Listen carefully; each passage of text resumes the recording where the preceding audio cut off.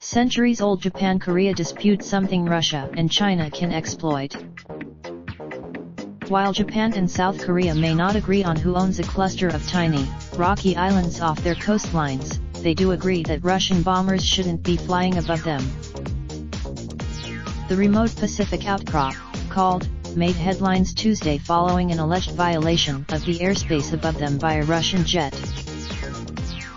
At the Russian A-50 radar, an intelligence plane after officials in Seoul say it twice entered the 12 nautical mile limit that South Korea considers its air defense identification zone KADIZ around the islands.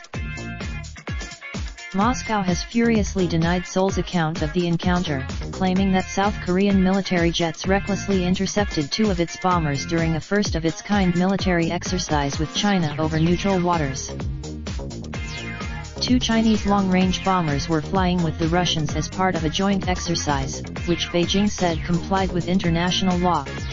A Russian general, the islands may be just the wedge Moscow needs to further splinter the United States' most important security relationship in Asia, and distract Washington from other parts of the world currently higher on Russia's agenda.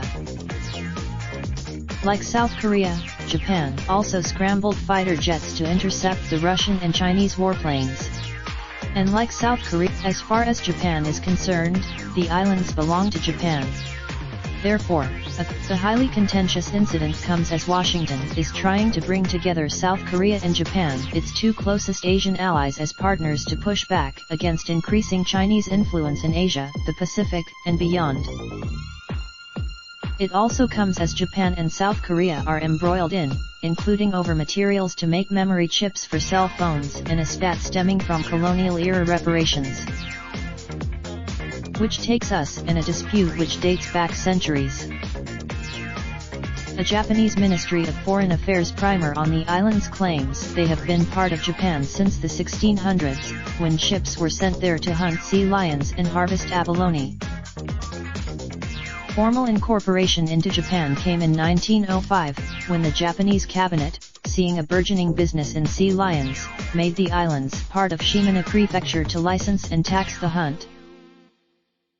Additionally, according to the primer, Washington recognized the islands as Japanese in the 1952 Treaty of San Francisco, which established the post-World War II order in Asia. The U.S. Pacific. South Korea says its claims go back hundreds of years before Japan's. The Doctor research, South Korea cemented its claim for control over the islands in the 1950s, when it stationed a rotating contingent of semi-permanent armed guards there. The islands, which are largely barren and uninhabited, have continued to divide the two countries throughout the post-war period. Japan and South Korea have not been able to resolve the Dokdo Takeshima dispute via any international legal forum, the basis of what Washington calls the. If they can't work out their own dispute, can they really help Washington make the case for the rules? And analysts say that's a wedge that Russia could exploit. One such example is North Korea, which on Thursday toured the East Sea, also called the Sea of Japan. The first flew. Thursday's launches came as U.S. National Security Advisor John Bolton, a noted hawk on North Korea, visited South Korea to discuss bilateral strategic issues. Bolton. Conflict between Japan and South Korea could complicate those discussions and force the U.S. to spend more time mediating between the Asian allies and preparing responses to the incident, said he. The incident could also have provided an intelligence bonanza for Russia, another analyst said. The Russian A-50 that flew into disputed airspace is equipped with an array of radars and monitoring instruments which could potentially detect key details of how South Korea could deploy and communicate with its forces in a full-blown combat situation.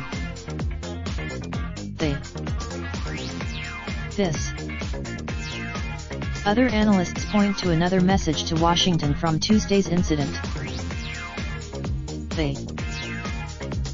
Artyom Lukin, an international relations scholar at Far Eastern Federal University in Vladivostok, said Moscow and Beijing have been steadily ramping up what he described as a quasi.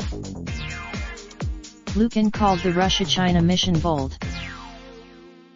The analyses of Schuster and Lukin point to something that Washington has long feared or even predicted: a closer alliance between two allies traditionally at odds with the US. China. That's what the world saw Tuesday morning over some tiny islands that few people outside of South Korea and Japan had even heard of. Raindrop, drop top smoking, no cooking the hot pot. Fucking on your bitch, yeah, that. Looking up, open the park pot.